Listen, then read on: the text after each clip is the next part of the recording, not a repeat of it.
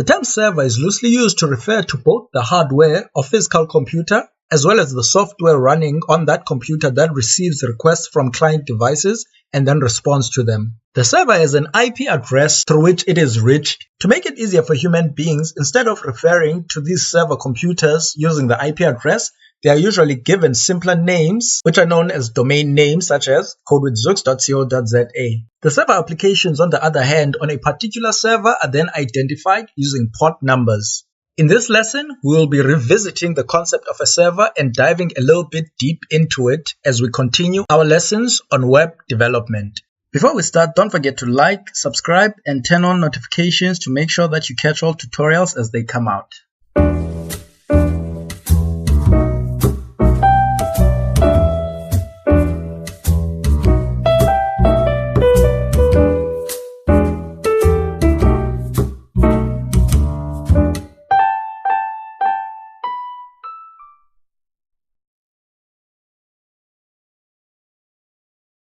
Hello, my people. We are now slowly getting into parts of our lessons that require for us to have a little bit of more knowledge as far as the server is concerned. So this lesson is going to be a little bit theoretical. We're going to be looking into the server in a little bit more depth in terms of its hardware or the actual physical computer, as well as the applications which are running on the server, which are server applications.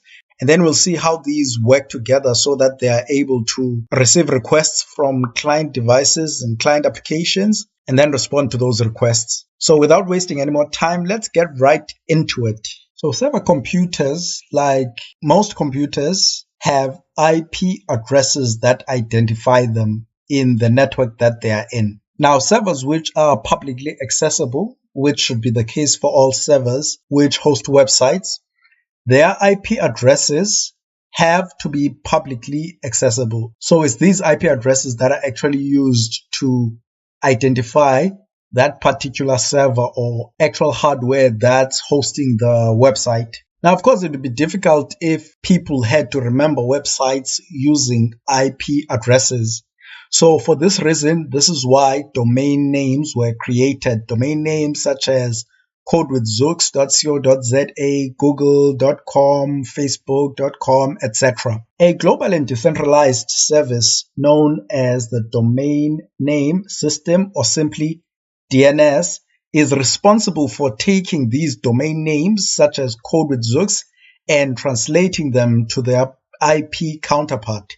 So that, for instance, when a person goes on a browser and types codewithzooks, as we say, a person doesn't have to know what the IP address is. And by the way, this particular IP address is not the actual IP address. It's not a wise thing to go around, providing your IP address. It's not always the best of ideas. In any case, so we have this pretend IP address here. So a person, for instance, when they browse, they want to access your website, they do not have to know the IP address. They would enter codewithzooks.co.za, and then the DNS service takes that and then it translates it into the IP address.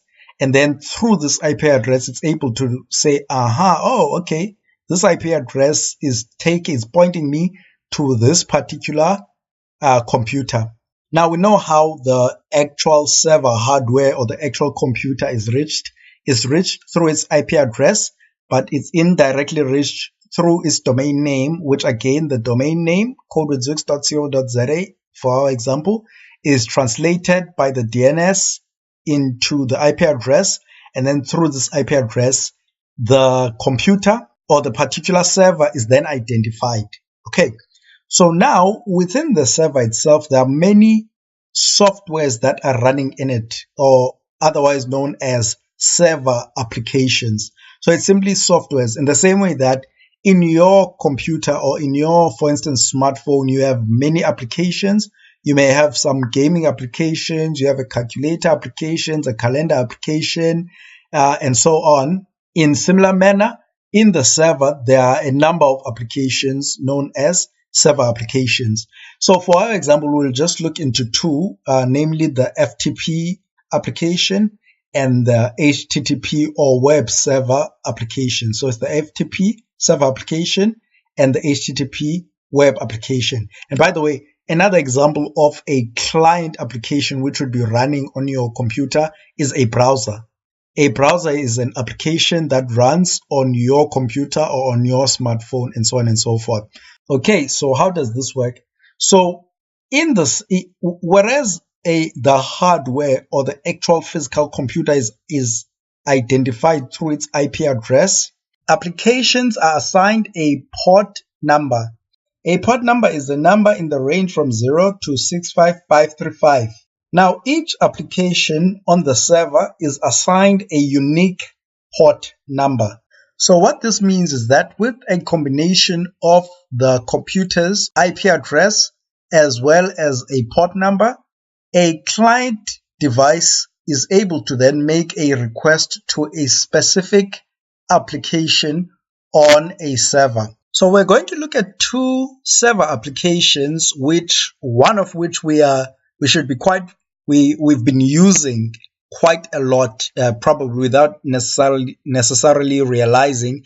The other one, we probably are not too familiar with it, but we'll get very familiar with it as we do web development. So we actually used both of these, or we saw both of these in action in our previous microhack when we started developing the Code with Zoox website. In any case, let's start with the first one. HTTP or web server applications. Before I start diving into this particular example, as I said, we'll look into two examples, the HTTP or web server application, as well as the FTP server application. Before I do that, I want to mention something concerning port numbers.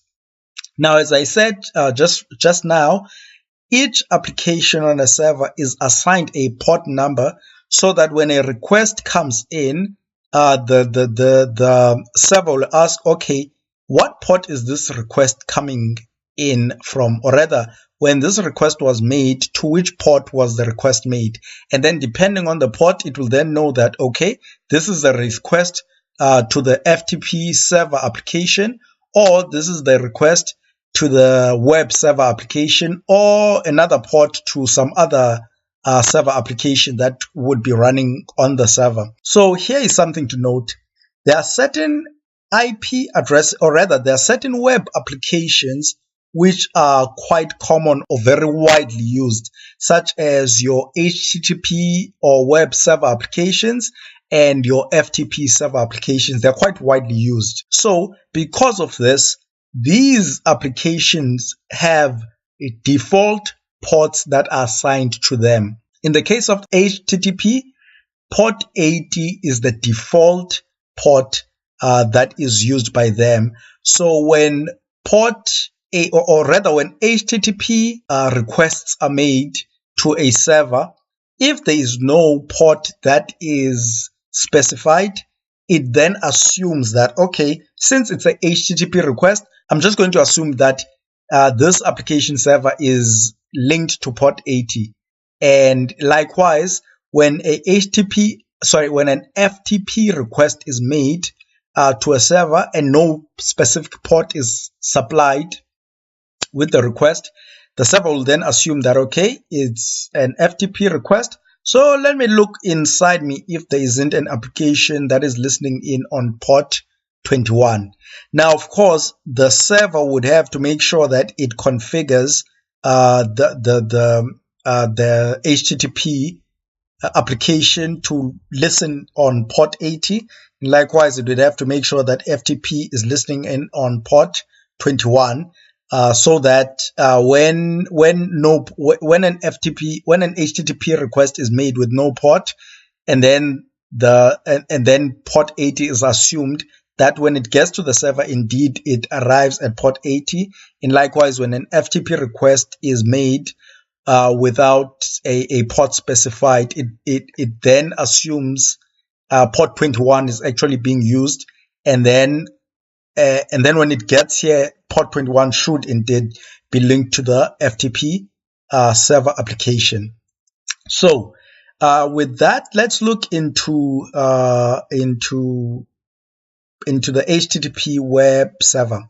So HTTP or web servers, their main responsibility is for them to say, okay, within this folder, within this server, there are some HTML files. By the way, oh, sorry, I didn't actually specify this.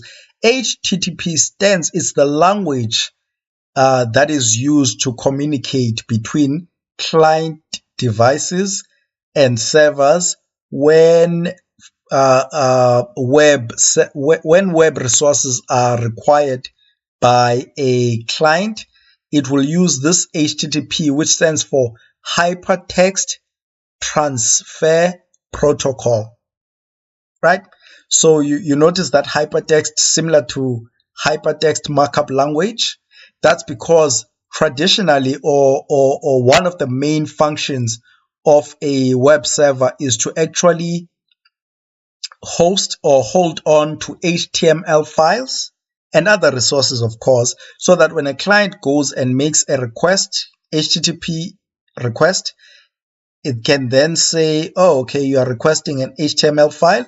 There you go. There's the HTML file. And then on the browser, it then shows that HTML file.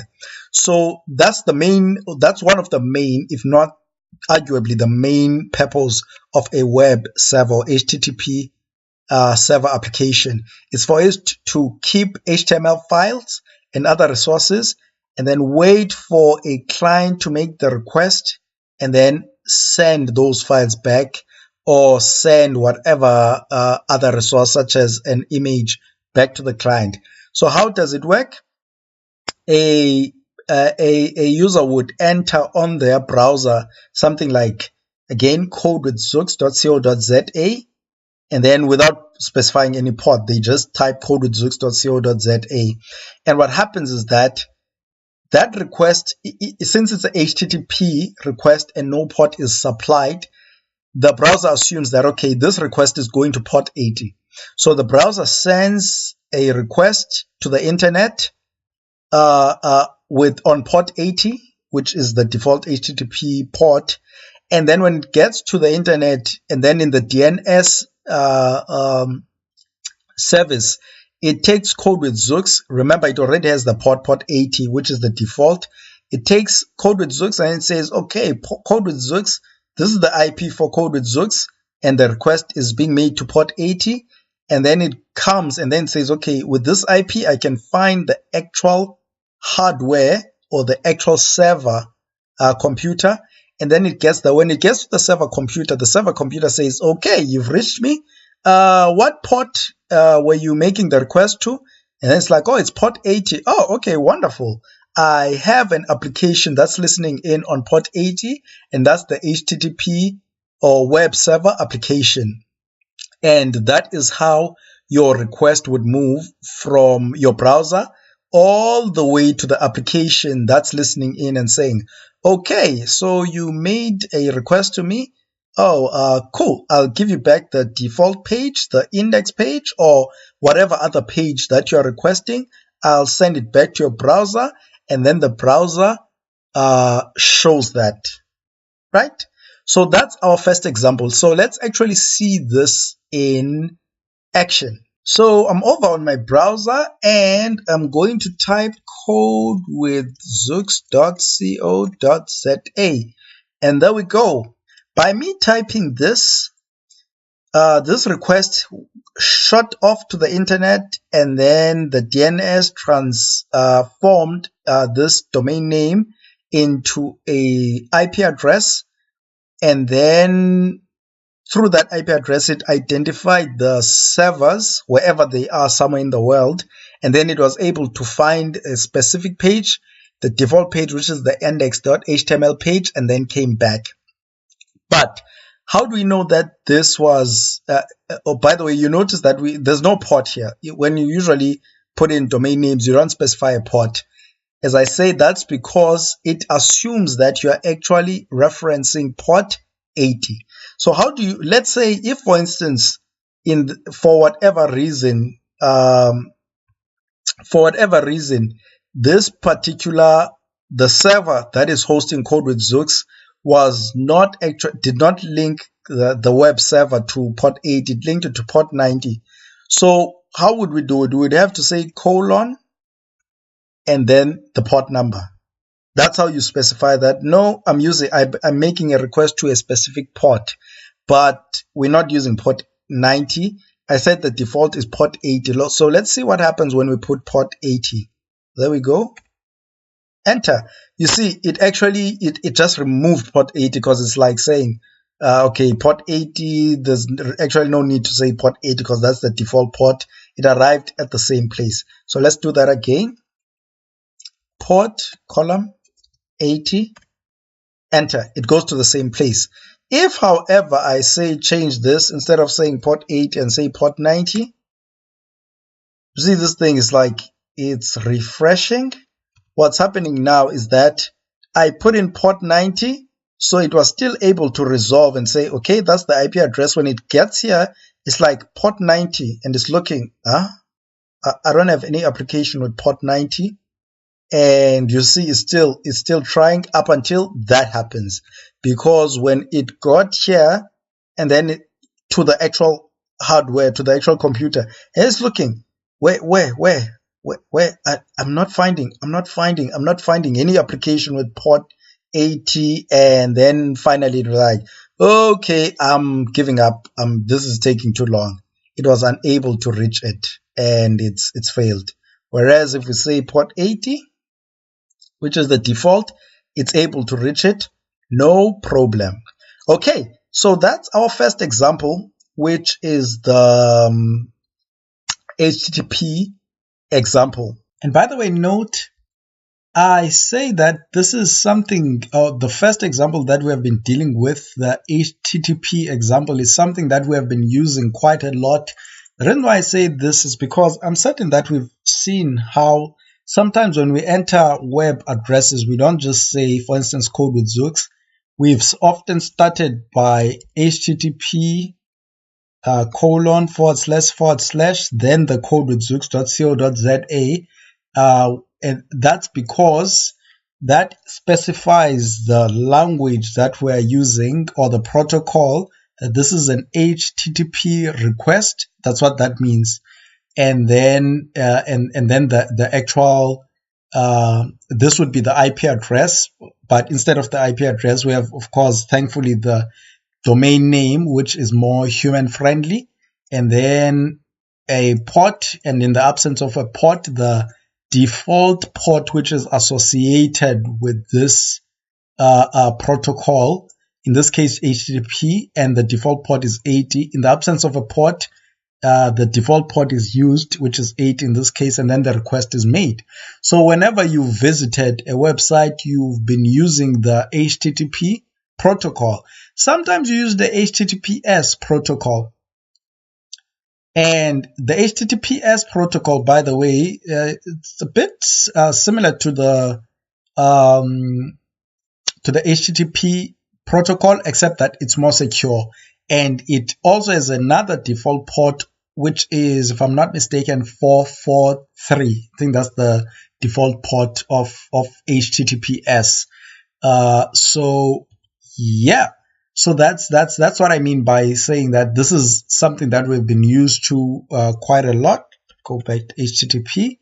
So that's whenever you visit a website, you'd either be visiting HTTPS or HTTP. With HTTP being less favorable when you want to create secure websites, but yeah, that's what we've been using all along. So yeah, let's move on to the second example, the Ftp Server Application and its corresponding FTP client application. So in the same way that the HTTP server application resides on a server and it waits for requests to it, the FTP server application also resides in a server and waits for requests to it. So FTP stands for File Transfer Protocol. The File Transfer Protocol, it's kind of like a generic, whereas HTTP, which is Hypertext Transfer Protocol, is used to primarily receive requests and then respond with either an HTTP request that contains an HTTP response that has a HTML file attached to it or some other thing attached to it, the FTP protocol, it's kind of like more generic. It's used to, when you want to send files into a server, you would use the FTP protocol, or you'd use the FTP service. So what happens is that in the same way that there's an HTTP server application and then a corresponding browser which makes requests to that HTTP server application. So I hope that makes sense. A browser is actually also an HTTP client application, and so this HTTP client application makes requests to an HTTP server application. In like manner, you would have a FTP client application residing on a client device such as my laptop, and then that would then make FTP requests to an FTP server application residing on a server. So in like manner, when you make a request, you would specify an IP address or the more favorable domain name together with an together with a port number. And then when you have those two, those combination, a domain name or IP address together with the port number, you can then go and make a request to an FTP server on a particular hardware, and it would still do the same thing. Come to the DNS, resolve that domain name transform it to its IP so that it can be able to identify a specific hardware, and then with the port come and make the request on the FTP server application. In the same way that if no port is supplied when making an HTTP request, then port 80 is assumed by the browser or by the HTTP client that, okay, the request is to port 80. In like manner, when a request is made in on a FTP client application without specifying the port, then the default FTP port, which is 21, is assumed. So it would come, and then when it gets here, it's like, okay, request was in port 21, and hopefully, yeah, in this server port, the FTP server application should be running, and it should be linked to port 21, or it should be listening into port 21, so that when the request comes here, and then this application is ready to say, whoa, give me that. That's mine. That's my request. That request is coming to me. Do what it needs to do, whether it is to receive a file, or maybe the request is coming saying, I would like to download a file that's in you, and then it comes and downloads that particular file. So that's what FTP is all about. Now, before we actually see this in action, I want to mention that you note that for as far as HTTP is concerned, as I said, it primarily is all about receiving requests for HTML pages and then sending them back to the browser. But the question is, how did those HTML pages get to the server in the first place? And that's where the FTP server application comes in, together with its client twin or client counterpart. That's where the FTP service, if I may call it that, comes into play. Because in my computer, I would develop applications like create my HTML files, create my images, create my CSS files, JavaScript files, whatever. And then when I'm ready, I would then come and open an FTP client application and then say, I want to go and upload these files in the server, right? And then I would then use this FTP application, and then through the FTP application, I'm able to then upload the application in the server, so that when HTTP requests or a browser make requests to the server or to the website, is then able to go and get those files which we had put there using our FTP application. So that's why I said these two applications are good examples, because these are probably one of the two most important server applications to a web developer. The HTTP server application, because that's pretty much the software that's responsible for the website, because it listens for requests, sends responses back.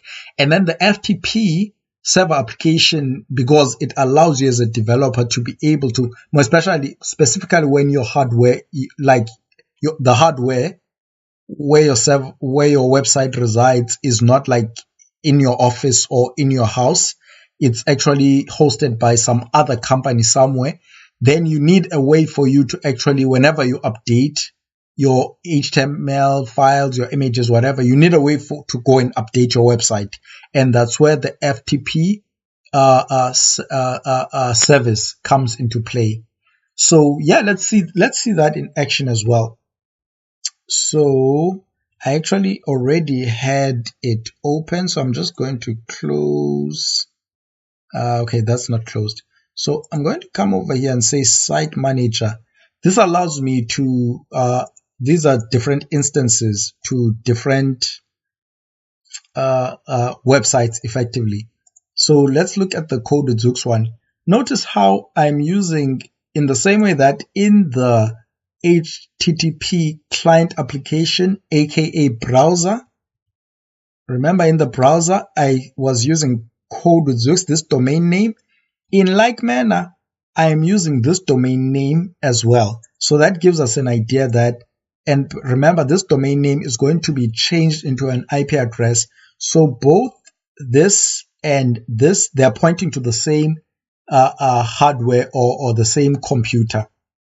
But now this is a FTP protocol. You see that?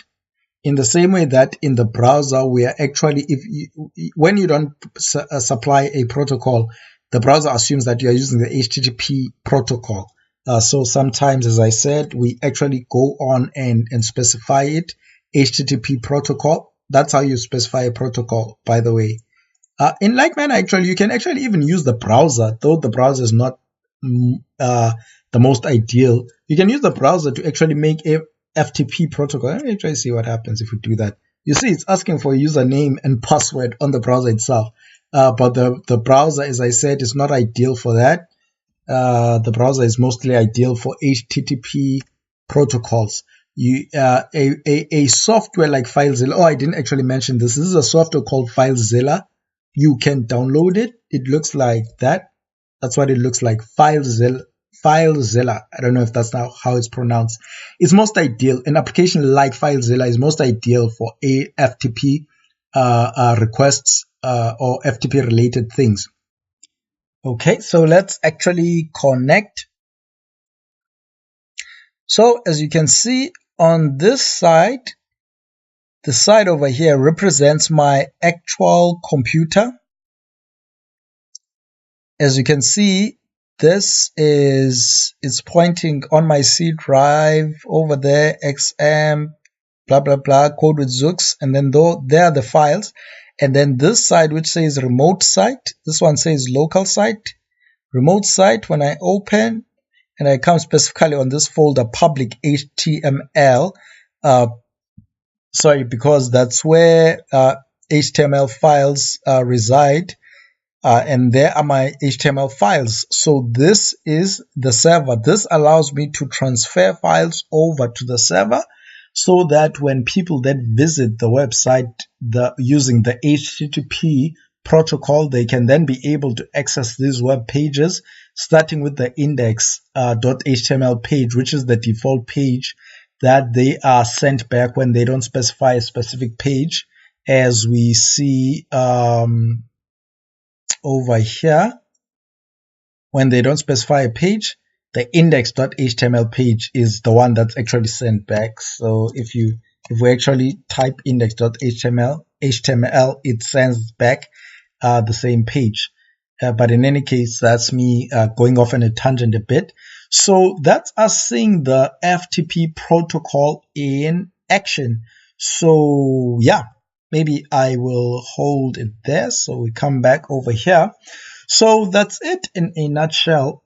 We have server applications which have port numbers, or rather server applications which are listening on specific port numbers, which then allows us to get to them when we have the IP address or the domain name for that specific computer where those server applications are residing, and then with the port number. So that combination of an IP address and a port number, a specific port number, allows us to make HTTP requests or FTP requests or whatever request to other services that may be residing on the server.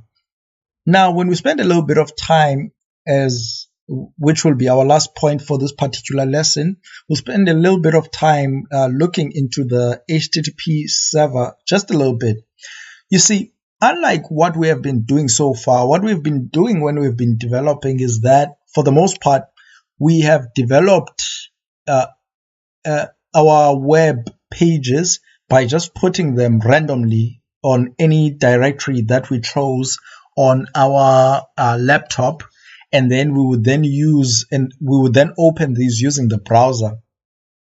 Now, this is fine when we are starting off, but as we move forward, you will find that there are actually some specific things or some special things that you can only be able to see in action when your web pages are actually being sent to the browser through an actual server or HTTP server application, right? As opposed to the browser opening those files randomly in your computer's normal directories. So for this purpose, now we have two options in order for us to be able to see certain features. And by the way, as we move into the next couple of lectures, we will need these certain features which are only available when your web pages are accessed by your browser through a web server. So we have two options. Either every time we develop, we first go and push our applications using our FTP into our server and then view them using our browser. That's option one, so that we know that, okay, these pages are being sent to the browser through a server application. That's option one. Or option two, we can actually come to our laptop and then install a server application in our laptop, so that without necessarily going to this remote hardware within our laptop itself, we will have a server application running, so that when we now develop, we will put our files in a specific folder that is actually that's actually the application, the server application or web server application folder, so that when our browser is accessing those files, it will be accessing them through a server application. So that's what we are actually going to do in the next lesson. We are going to install, in the same way that a server has a web server application, we can actually install a web server application, but in our own PC. And so that this gives us, this will allow us to test what our website will, it will allow us to have a test that's very, very close to how our website would behave, since in both cases, the web pages will be served to the browser through a web server application, even though it will be local in our own PC. I'll explain this in a little bit more details in our next lesson right before we install it, or rather we will install it, and then as we're installing it and after installing it, we will explain this concept, and we'll start looking into some of the advantages of actually doing this, so that even though it's local and we have access to our HTML file, as we have seen all along, through any browser, through any directory or folder. Even though that's the case, we will see why there's an advantage in actually using a server or a web server application locally, and then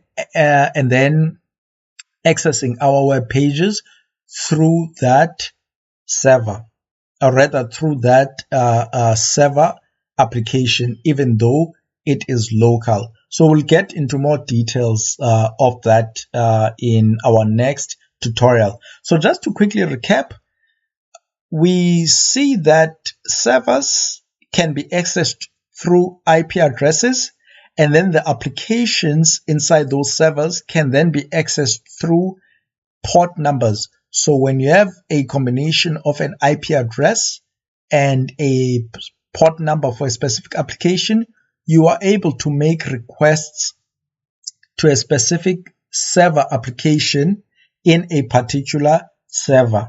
So through this, we're able, for instance, to visit websites, and we're able to go and put files or even download files using, for instance, the FTP server. So that's basically how servers work, and that's how client applications also work in making requests to servers. So I hope that made sense, and just go through it. I know that this may be a little bit much, but if you give yourself time going through it a number of times, it should make sense. But if you find some of the concepts that I've covered a little bit confusing, of course, you know the drill. Leave a comment, leave a question in the comment section, and then I will do my best to respond to whatever question that you may have, to clarify any concept or any idea that I may have presented that does not quite make sense, even when you've went through the video maybe 2 or 3 times. So yeah, that's it. So that brings us to the end of this particular lesson. In the next lesson, as we said, we will be installing our own server application in our own PC, so that we can be able to start testing our applications in an environment that's quite similar to the to live websites, or to actual websites that are residing in remote servers. We'll be able to test to have a similar test, but locally in our own computers. So yeah, I hope you enjoyed, and I'll see you in the next lesson. You can watch other tutorials over here, and most importantly, don't forget to subscribe and turn on notifications so that you don't miss out on tutorials as they come out. Have you subscribed? Are you done? Okay, cool.